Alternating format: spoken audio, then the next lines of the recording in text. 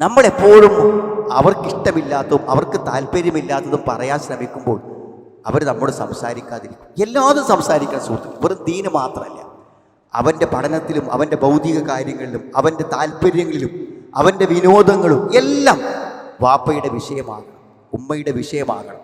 എല്ലാറ്റിലും സംസാരിക്കുമ്പോൾ അവന് നമ്മളോട് സംസാരിക്കാതെ ജീവിതത്തിൽ ഒരു കാര്യത്തിലും മുന്നോട്ട് പോകാൻ പറ്റൂല.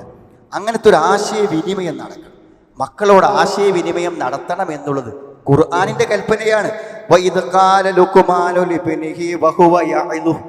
തൻ്റെ മകനെ ഉപദേശിച്ചു കൊണ്ടിരിക്കെ ലുക്മാൻ തൻ്റെ മകനോട് പറഞ്ഞു എന്നാണ്. അപ്പോൾ മക്കളെ സംസാരിച്ചുകൊണ്ടിരിക്കുക, ഉപദേശിച്ചുകൊണ്ടിരിക്കുക, കാര്യങ്ങൾ പറഞ്ഞുകൊണ്ടിരിക്കുക എന്നുള്ളത് വാപ്പമാർ, രക്ഷിതാക്കൾ ചെയ്യേണ്ട ഒരു അടിസ്ഥാന കാര്യമായി പഠിപ്പിക്കുന്നു. അപ്പോൾ മക്കളോട് സംസാരിക്കലുണ്ടോ?